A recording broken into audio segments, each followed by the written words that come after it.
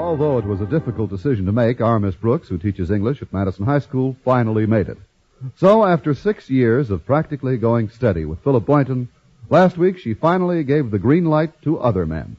Yes, last week I gave them the green light. And since then, they've acted as though my street is under repairs. However, I did meet a salesman named Freddie Stewart. And when a girl has spent 6 years being taken to a hot dog stand for dinner, a movie, and then a soda fountain afterward, anything would seem like a change. So Wednesday night I went out with Freddie, and the evening seemed most enjoyable.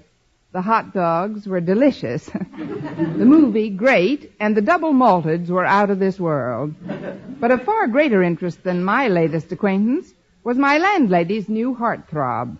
For the past 2 weeks, Mrs. Davis had been trying to conceal her little romance, and I had been trying to conceal my curiosity. By breakfast time Thursday, I could no longer bear the suspense. But before I could ask her about it, Mrs. Davis posed a question of her own.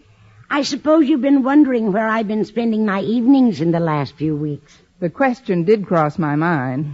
Well, dear, I've been going with the most wonderful man.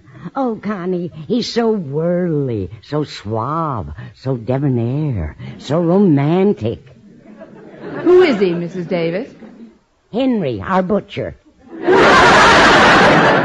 Our butcher? Yes, that's the man who's been dating me. And I have further news for you. Now hold on to your seat, dear. I'm even thinking of marrying him. Well, that's one way of being sure of the choice cuts. Mrs. Davis, you're not serious. Oh, but I am, Connie.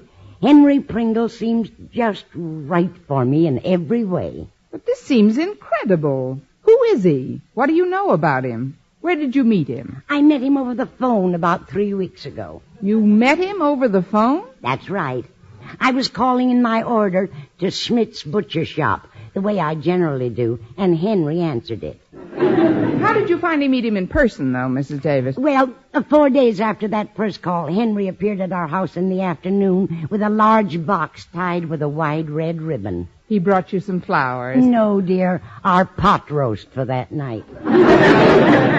Mrs. Davis, you know I want you to be happy more than anything else in the world, but you've gone with Henry such a short time. After all, what do you really know about him? What has he told you about himself? Well, dear, he's a bachelor, been in town a month, and he's Mr. Schmidt's partner. But do any of your friends know it? And why hasn't he ever come over to the house to meet me? Well, I suggested it, dear, but Henry is very bashful. However, he was going to meet you up to the time I told him you taught English at Madison High. That's when he backed out. I won't hold that against him. That's when most men back out. Anyway, dear, you'll meet him tonight. I invited him to dinner, and I told him I'd give him his answer then. Mrs. Davis, not so soon.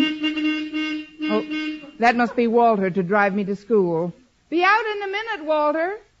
Look, Mrs. Davis, I have to leave now, but please think this over for at least another week. Wait until you know a little more about Henry.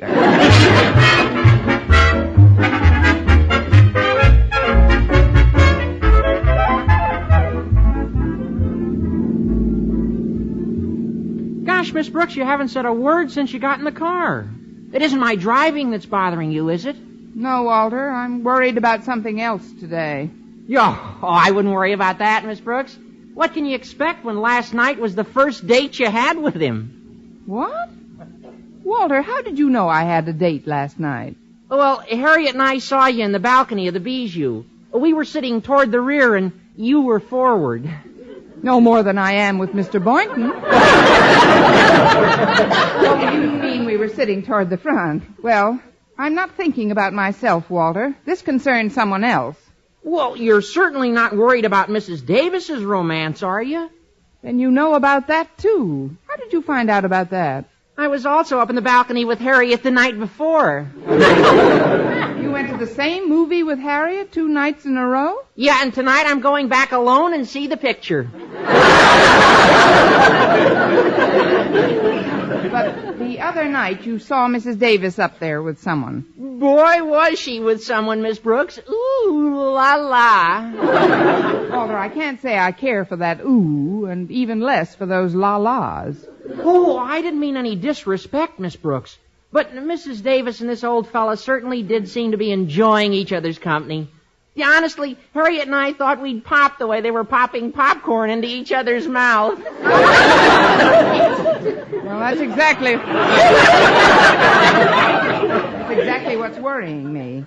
She's thinking seriously of popping popcorn into her friend's mouth for the rest of her life. Well, you mean marrying the guy? But that's wonderful, Miss Brooks. Wonderful. Certainly. What could be more romantic than two lonely old people in the autumn of their lives who find the warm glow of companionship and thus walk hand in hand into the setting sun together? Followed by two men from a collection agency and the sheriff. Walter, Mrs. Davis has known this man for a little over 2 weeks. What does she really know about him? About his background, his finances? But Mrs. Davis is a mature woman, Miss Brooks. Surely she ought to know what she's doing. Not in this case. But since we're practically on the school grounds, Walter, we'd better drop the subject for the time being. Yo, sure. Oh, say, isn't that Harriet and old Marblehead, Mr. Conklin, out in front of the school now, Miss Brooks? Why, so it is. I wonder what our principal's doing outside school. Well, maybe he figures that gives him more room to pounce on us. I hardly think so, but apparently there's something terribly wrong today. Why, Miss Brooks? He's smiling. Yeah! I wonder who he expelled. Well, it seems we're all arriving about the same time this morning. Good morning, Miss Brooks. Good morning, sir. Morning, Harriet. Good morning, Miss Brooks. And how are you this morning, Denton? Oh, fine, sir. Simply fine. Never felt better in my life. Absolutely in the pink. All primed and raring to go. Never better, sir. Not in my entire life. No, sirree. I never will learn, will I? Well, I better get rid of this car. Want to drive to the back lot with me, Harriet? Oh, I'd like to, Walter, but you know how Daddy feels about the two of us going... Go right ahead, my dear. Now, really, Mr. Conklin, I must protest against the constant injustice of never permitting your daughter to accompany me on so simple a journey as to go to the... did you say go right ahead? Now take that souped-up flying saucer out of here before I change my mind. Oh, yes, sir. Yes, sir. Hop in, Harriet. Okay. Thanks, Daddy. I don't know what it is, but that boy always leaves me boiling. I can't remember when I've been in such a good humor. I can't either. But you certainly did seem in a fine humor this morning, sir. And, well, I might be, too. We had some very good news at our house last night. It concerns my wife's sister, Mildred. You've heard me mention her. The single one who comes to our house and stays for months at a time. You mean she's finally getting married? No, that's just it. She's not. But how is that good news, sir? Well, we were suspicious of the fellow right from the beginning. From everything Mildred told us about him, he only seemed to be interested in her for her money. He did? So I began to do a little private investigating and found the fellow had once been a confidence man and had landed in jail twice. Mildred wouldn't believe me, but luckily when I phoned him and confronted him with the evidence, he told me to stop worrying, that he'd found a new sucker anyway. Mr. Conklin, hadn't you ever met this man before? No, that was one of the things that first aroused my suspicions.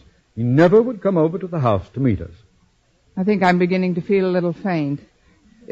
How did you know where to call, then? Well, that was easy. I knew his name and how Mildred had met him, so I simply called Schmidt's Butcher Shop where he works. Mr. Conklin, will you excuse me for a few moments? Why, what are you going to do, Miss Brooks? First, I'm going to make a quick phone call, and then I'm going to become a vegetarian.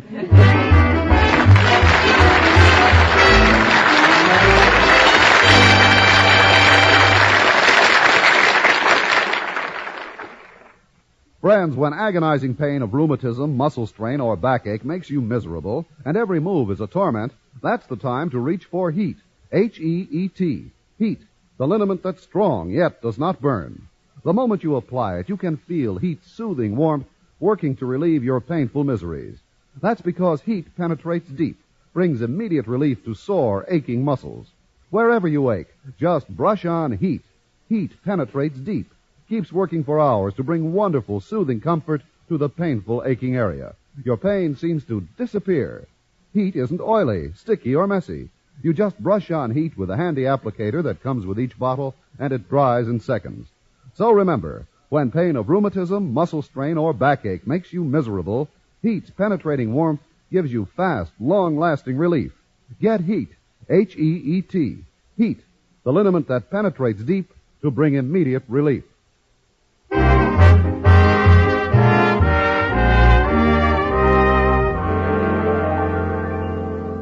Well, I'd heard of older people arriving at the age of indiscretion before. However, not only did my landlady arrive, but I think she intends to spend the rest of her life there. When I finally reached her on the phone just before noon, the results of our conversation practically floored me. She refused to believe a word of what Mr. Conklin had said about Henry. Naturally, I had to discuss my problem with someone, so over our lunch table in the cafeteria a little while later, Mr. Boynton was elected. His quick, incisive mind instantly grasped the problem, and his first crystal-clear statement went right to the heart of it. Boy, I'd sure hate to be in Mrs. Davis's place. Oh, you'd be much too tall for Henry anyway. Yes, it is quite a mess, isn't it? Particularly since Mrs. Davis is giving Henry her decision to marry him tonight. Well, now, let me get this straight, Miss Brooks. You say you called Mrs. Davis and gave her the information Mr. Conklin gave you? Yes, I told her Mr. Conklin said that Henry was a confidence man, had been in jail twice, and had told him he didn't care about Conklin's sister-in-law anymore because he'd found another sucker. And exactly what was Mrs. Davis's reaction? She asked me what else was new. Well, it seems incredible. Was that all she said? Well, not entirely. Oh, I didn't think so. She also said to be sure to pick up a can of vegetable soup on the way home this afternoon. Miss Brooks, didn't you ask her why she wasn't concerned with what you told her? Of course I did. And Mrs. Davis claimed that Mr. Conklin was spreading the story because he was angry that Henry hadn't married Mildred. Oh, then she knew about the episode? Yes, it seems that Henry had already covered himself on that score. He told her that she might hear some wild stories about him because he'd been seeing Mildred, and when he met Mrs. Davis, he gave her up. Gosh, then what'll happen to Mrs. Davis? Will she learn the real truth in time? Listen again tomorrow to another thrilling episode of Margaret Faces Life. But I'm really worried, Mr. Boynton. There must be some way to bring her to her senses. I wish I could help. Sometimes when I'm faced with a vexing problem, I find a solution by observing how my frogs and rabbits react under similar circumstances. It won't work here. Very few frogs and rabbits consider marrying confidence men. That isn't quite what I had. If there were only some way to convince her that people don't marry so hastily, at least until they've looked into the other person's background. If anyone else were doing the same thing, I know Mrs. Davis would condemn it. Miss Brooks, wait. I think you've got something. Well, after all these years, it's about time you did. Oh, you mean I've given you an idea? I'll say you did. Now tell me, how was your new date last night? Next time I have a secret, I'll hire a skywriter. Well, Freddie Stewart is a very nice chap, Mr. Boynton. Very nice. Well, I'm glad you like him, Miss Brooks, because that's part of my idea. What is your idea, Mr. Boynton? That you contemplate marrying him. What? 6 years I'm going with the same man, and when he finally does propose, it's that I marry somebody else. No, you don't understand. I don't mean actually contemplate marrying him. I mean just give Mrs. Davis the impression you're going to marry him after only one date. Now, don't you get it, Miss Brooks? Yes, but I'm not sure I want it. Well, I feel certain it'll work. When Mrs. Davis thinks that someone she cares about is doing something hastily, she may reconsider her own position. Then you can suggest she test out Henry tonight. Well, since we haven't any time to lose, at least it's worth a try. Of course it is. All right, then. Right after school, I'll dash down to the 5 and 10 cent store. 5 and 10 cent store? What for? Well, if I'm thinking of getting married, the least thing I'm entitled to is an engagement ring.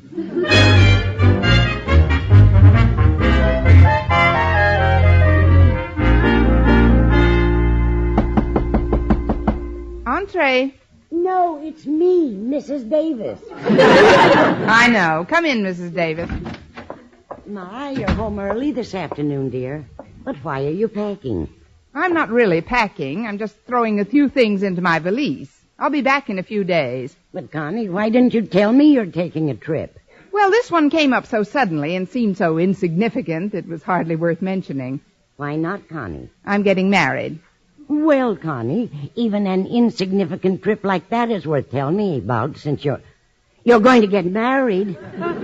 Connie, when did you decide to do that? About an hour ago, during a lull in the conversation. We're getting married this evening. Well, I think it's simply wonderful, dear. Huh? It's what we both dreamed about all these years, that someday Mr. Boynton would propose. Oh, I'm not marrying Mr. Boynton. It's Freddie Stewart. Freddie Stewart? Freddie Stewart asked you to marry him, and you accepted? Certainly. I didn't have anything else planned for this weekend, did I? He asked you an hour ago, and you're getting married tonight? Yes, Freddie says he doesn't believe in long engagements. But, Connie, marriage is the most important step of your life. You have a whole lifetime to live together. It takes months to get to know a man properly. Oh, now, Mrs. Davis. I will admit if you hadn't gotten the idea first, I might not have accepted so readily. Well, Connie, maybe I was wrong. Maybe we're both being a little hasty. I'll tell you what, dear. If you'll tell Freddie you want a little time to reconsider, I'll put Henry to the acid test tonight. The acid test? I didn't mean for you to disfigure him for life. No, what I meant is this. Since you think he's chasing me because I own this house and have a little money, I'll prove to you, dear, that you're wrong. How? Well, we'll simply reverse positions. You'll be the owner of this house. And what's more, I'll pretend to be your servant. If Henry still wants to marry me, then that should convince us both of his integrity, shouldn't it? Well, Connie, what do you say? What am I paying you good money for, Maggie? Get back into the kitchen and start dinner.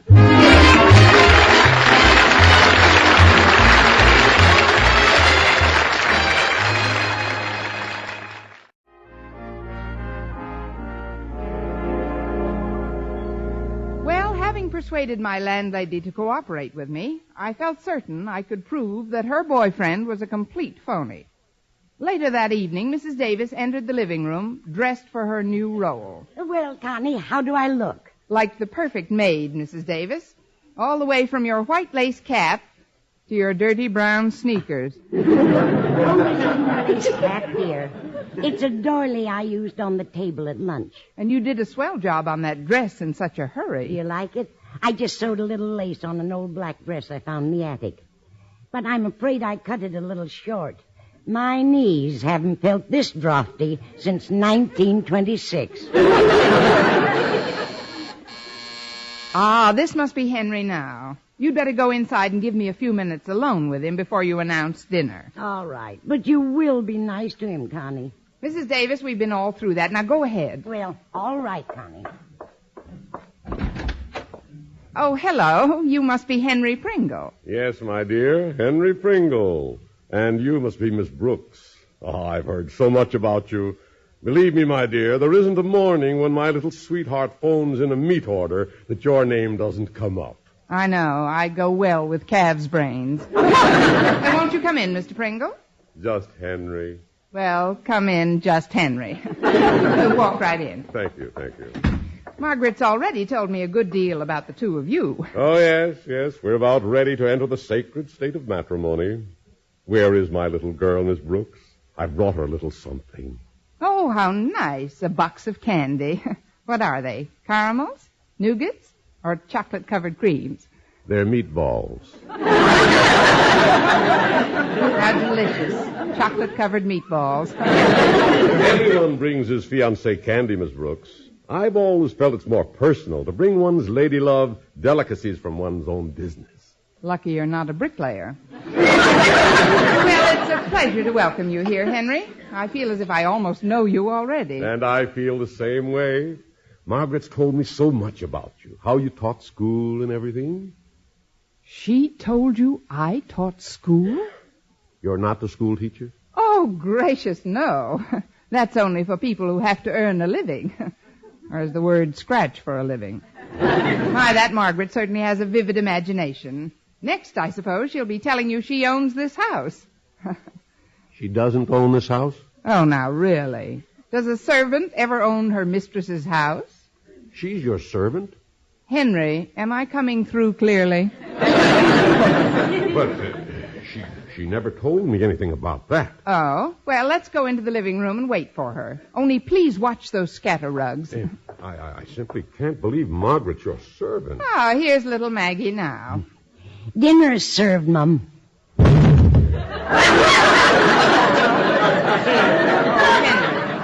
I warned you about those scatter rugs. Here, let me help you out. No, I'll be all right. Look what Henry brought you, Maggie. A box of meatballs. Oh, Henry, you shouldn't have. You can say that again.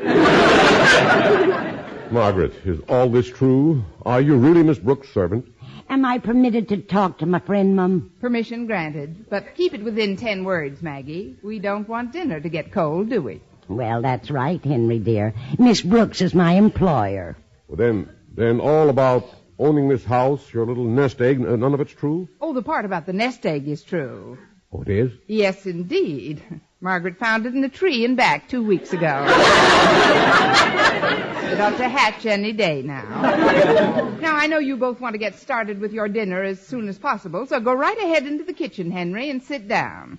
Into the kitchen? Yes, don't bump your head on the ironing board. That way, the sooner Maggie can serve me my dinner, the sooner you can get at the leftovers. Well, let's have no more talk now. Right, Maggie? Mum's the word, Mum. Coming, Henry? Just a moment, Margaret. I'm not very hungry. Frankly, I never expected all this. Well, I'm sorry if I exaggerated a little, dear. A little? This isn't your house? No nest egg? You're Miss Brooks' servant? But it really doesn't make any difference, does it? As long as we have each other. Yes, well, frankly, Oh, it doesn't make any difference, does it, Henry? You said last night, regardless of what, love would find a way. And right now, it's looking awfully hard. Well, Margaret, to be perfectly honest, Ay, ay, ay, ay, ay. I'll take it. Walter, what are you doing here? You're not due to pick me up for 12 hours yet. Well, I was passing in my car, so I thought I'd drop off some books I borrowed from you. Thanks, and bye. Oh, hi, Mrs. Davis. What are you all dressed up for? Going to a masquerade? No, Walter, I'm not going to a masquerade. No masquerade? No, but you're going to a funeral if you Well, don't... gee, that's a clever costume. Yeah, if I didn't know you owned this place, I'd swear you were the maid. Walter, blow. Yeah, have I overstayed my welcome already, Miss Brooks? On this earth by about 16 years. Gee, some people sure have their moods. Well, good night, everyone. Now, Margaret, perhaps you'll tell me the reason for this little game you've been playing. Well, I'm sorry, Henry, but I wanted to find out if you really love me. If you would love me if I had nothing in the world. Oh, could you doubt it for a minute, Margaret, little girl? Could you, Margaret, child? Margaret, baby? Once more, and she won't even be born yet. I know it now. I was a fool, Henry. Can you forgive me? Please try to find it in your heart to forgive me for ever doubting you. It'll be difficult. But he'll make it. Believe me, Henry, I've learned my lesson. Nothing more will ever come between us. Except the doorbell. I'll get it. Good evening, Miss Brooks. Am I on time? Sir, what are you doing here this time of night? And with a valise? Ah, Margaret, darling, I see I am in time. Osgood, what are you doing here? What am I doing here? And who has a better right to be here than your husband? Your very own husband. My husband? Certainly. Aren't you going to kiss me, sugar plum? If she doesn't, I am.